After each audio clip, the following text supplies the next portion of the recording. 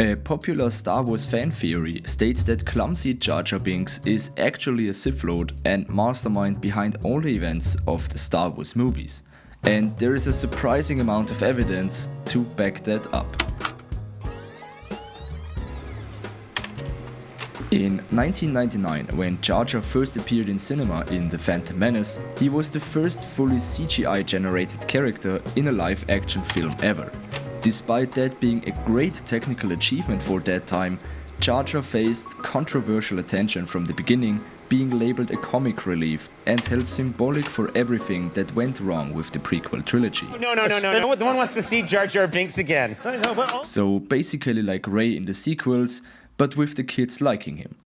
Probably thinking that he deserved better, in 2015, Reddit user Lumpervaru published a detailed theory speculating that Binks was originally written as a major antagonist of the series, a manipulative, prominent collaborator of Palpatine, before being written off from his major villain's role due to the character's negative reception. This theory was related to an earlier interview with actor Ahmed Best, where he claimed that Jar Jar had been displaced from the story's main focus due to the negative backlash. And also George Lucas subsequently made some relevant statements in this direction. Jar Jar is a key to all this. If we get Jar Jar working, because he's a funnier character than we've ever had in any of the movies before. Subsequently, fans started to reach for evidence, breaking down every scene Jar Jar was anyhow present. Fans like me. And even though these videos should not be taken too seriously, there are actually many hints that support the theory Jar Jar is actually a Sith Lord. Even more if you bear in mind that all of his movements are CGI hand animated, so the animator had to have a clear plan every time he made Jar Jar make a move. So based on this, here are the most important arguments that Jar Jar is a Sith Lord, pointed out by the fans.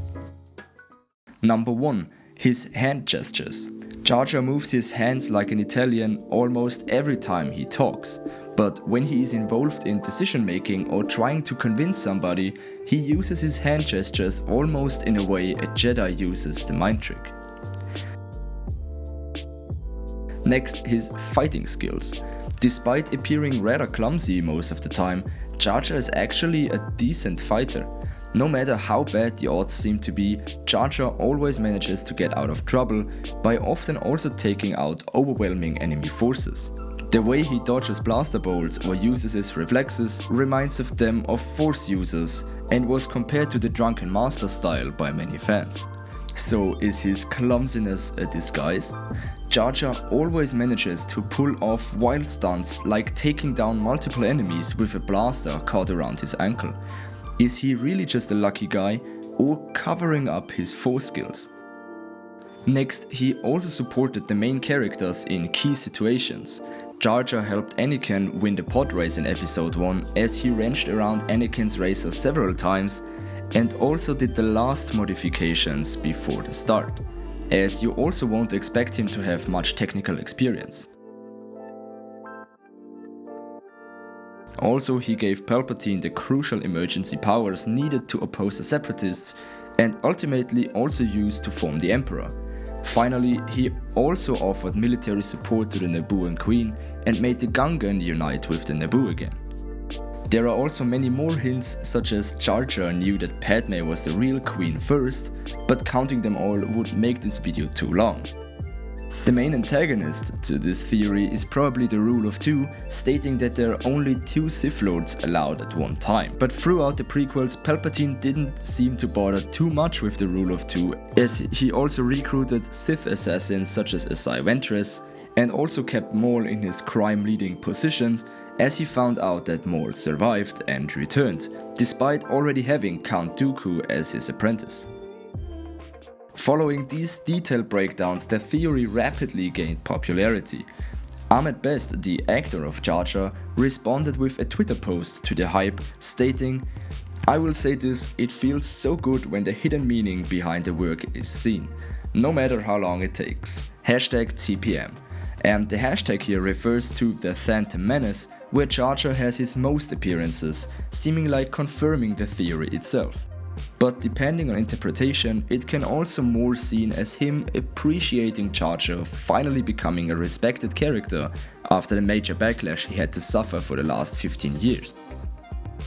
All speculations aside and focusing only on the facts, until now it is not officially confirmed by George Lucas that he originally planned to reveal Jar Jar as the main villain in the prequels, even though this quote of Jar Jar being the key to all this and that he is his favorite character in the franchise can be interpreted in many ways. It is very plausible that Jar Jar was intended to play a some way much more significant role in the prequels, but was then reduced to a comic relief side character in the following films due to the negative backlash. The current common belief is that Jar Jar was originally intended to be, more than he is now, possibly planned as some kind of secret villain, but because of his negative reception and also because he was a kid's favorite, George Lucas dismissed the idea and introduced Count Dooku as the main antagonist during the Clone Wars instead, putting Jar Jar in the background and demoting him to a gradually unimportant side character once he granted emergency powers to Palpatine. So, coming to an end, the Darth Jar Jar theory tried to give more credit to and make out more of a character with an unlucky production background story. Nevertheless, it made Jar Jar much more popular and less hated among the fans, so overall it might also help to reflect upon the past and finally settle the negative connotation of Jar Jar.